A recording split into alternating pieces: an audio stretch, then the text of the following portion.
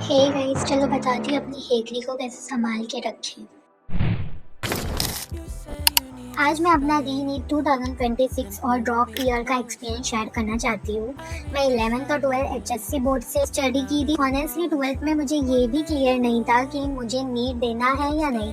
कभी लगता था MSCT दूँ, कभी लगता था नीट ट्राई करूँगी। मुझे प्रॉपर गाइडेंस और इन्फॉर्मेशन भी नहीं थी कि 12th के बाद एग्जैक्टली क्या ऑप्शन होते हैं।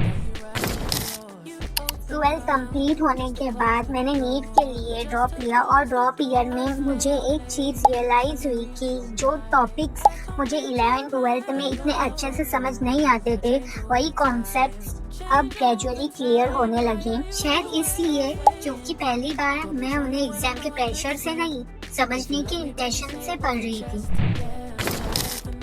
मैंने ये video specially HSC board student के लिए बनाई हूँ। अगर तुम भी HSC बोर्ड स्टूडेंट हो तो मेरी सबसे इम्पोर्टेंट एडवाइस है कि अभी से डिसाइड करने की कोशिश करो कि 12th के बाद तुम्हारा प्लान क्या है। मुझे पता है बोर्ड्स के परसेंटेज का प्रेशर होता है, लेकिन अगर तुम्हारे टारगेट नीट है तो हर सब्जेक्ट में 50 to 60 प्लस स्कोर मेंटेन करना भी काफ़ी होता है। सबसे बेस्ट स्ट्रेटेजी ये है कि बोर्ड्स की प्रिपरेशन के साथ साथ रोज 2-3 घंटे नीट को भी दो।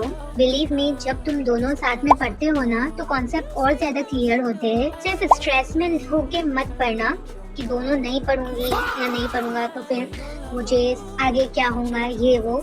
तुम ज्यादा अभी अगर तुम 12th में हो तुम्हारे लिए कॉन्सेप्ट समझना बहुत ज्यादा जरूरी है, ठीक है। अगर तुम 12th के एंड तक नीट के लगभग 15% सिलेबस भी जनरली कंप्लीट कर लेते हो तो तुम काफी सेफ साइड पे रहोगे। अगर फ्यूचर में तुम MSCT देना चाहो तो उसके ऑप्शंस भी ओपन रहेंगे। पैरामेडिकल कोर्स और दूसरे हेल्थ केयर फील्ड के अपॉर्चुनिटीज भी अवेलेबल रहते हैं। और अगर तुम अभी कंफ्यूज हो कि 12th के बाद क्या करना है, ड्रॉप लेना चाहिए या नहीं, नीट, MSCT या कोई और ऑप्शन चूज करना चाहिए, तो कमेंट करके ज़रूर बताना। मैं अपना एक्सपीरियंस के हिसाब से जितनी हेल्प कर सकूँगी करूँगी। एक सीनियर की तरह इतना ही कहना चाहती हूँ कि प्रिपरेशन स्टार्ट करने में डिले मत करो।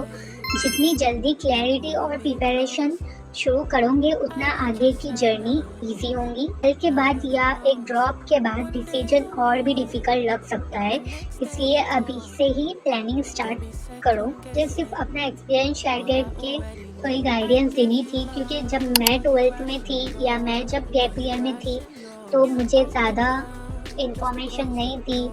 मैं ज़्यादा पढ़ाई करती थी, पढ़ाई करने में रहती थी और वीडियो इन्फॉर्मेशन बेस्ट स्ट्रेटेजी मुझे कभी मिली ही नहीं, तो और कभी मिलती भी नहीं है बेस्ट स्ट्रेटेजी।